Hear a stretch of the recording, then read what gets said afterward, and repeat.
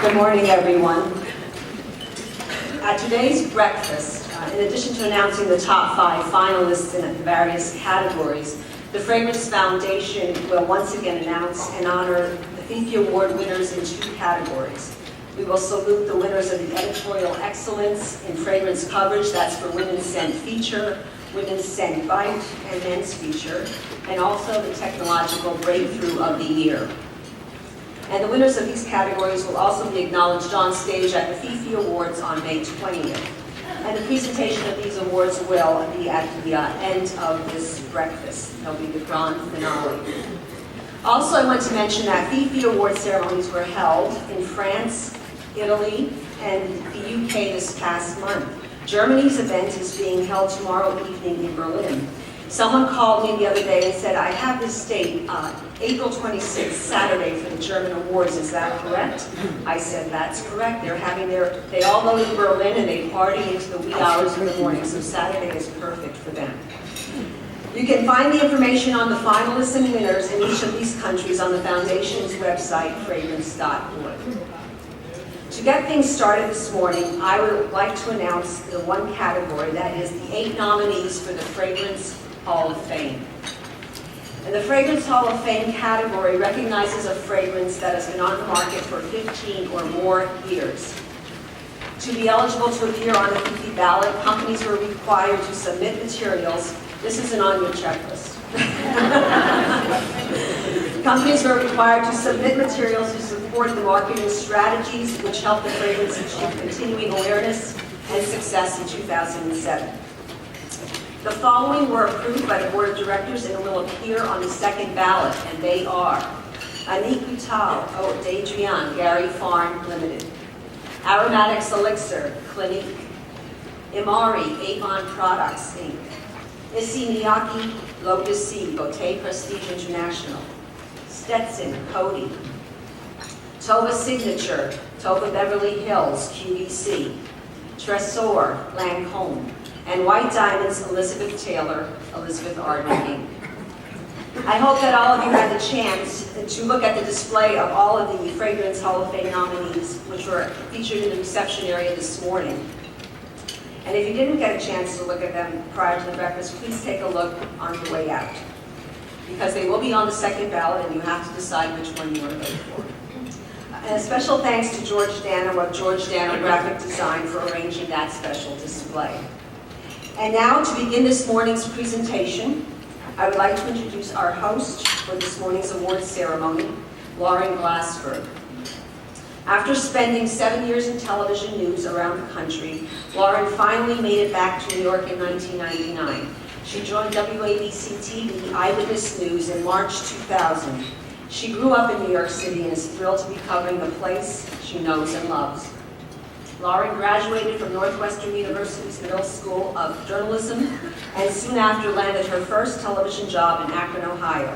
From there, she moved south to Little Rock, Arkansas, where she covered Whitewater and anchored the Saturday morning news. Then it was on to Minneapolis, where she anchored a daily morning news show and was nominated for an Emmy Award for her coverage of the St. Peter tornado. She now works at WABC TV as a reporter and fills in on the anchor desk. Please join me in welcoming Lauren Glassberg, our host for this morning's award.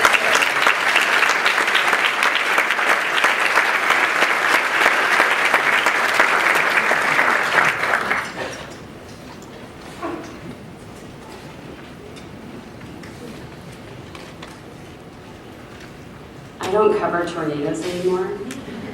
I cover beauty and food and fashion and all the good stuff.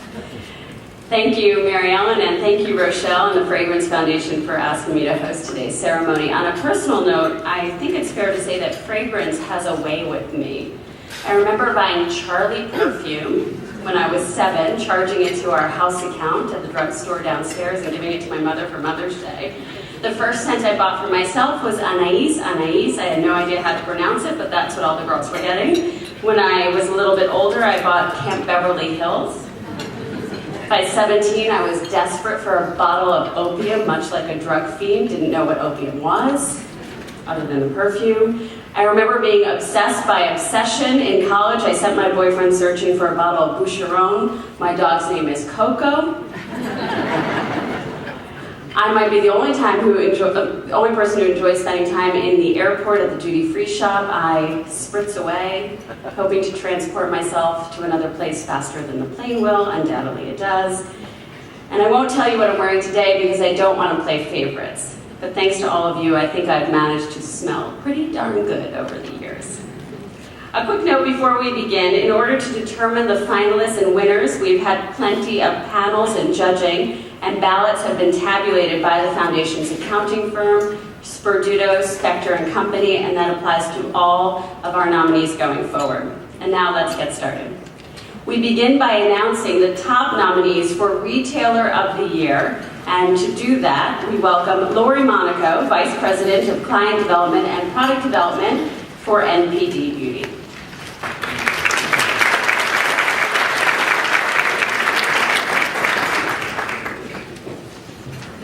Good morning. The Retailer of the Year Award recognizes a retailer that has made a consistent effort to support the overall fragrance category throughout 2007, independent of new product launches. Retailers were eligible for this nomination by the Board of Directors in all categories, including department stores, specialty stores, chain and drug stores, and non-traditional direct marketers. The nominees must have demonstrated year-round support for the fragrance category using innovative methods to bring customers to their fragrance areas. The nominees for 2007 are Bloomingdale's, Dillard's, Macy's, Nordstrom, Ulta, Victoria's Secret. The board of the Fragrance Foundation voted on these and brought this list down to the top 3. And they are, drum roll,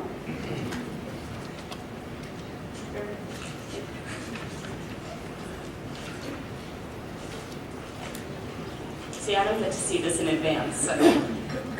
Top 3 finalists: Bloomingdale's, Nordstrom, Ulta. Next envelope, please. Okay. And the winner is Bloomingdale's.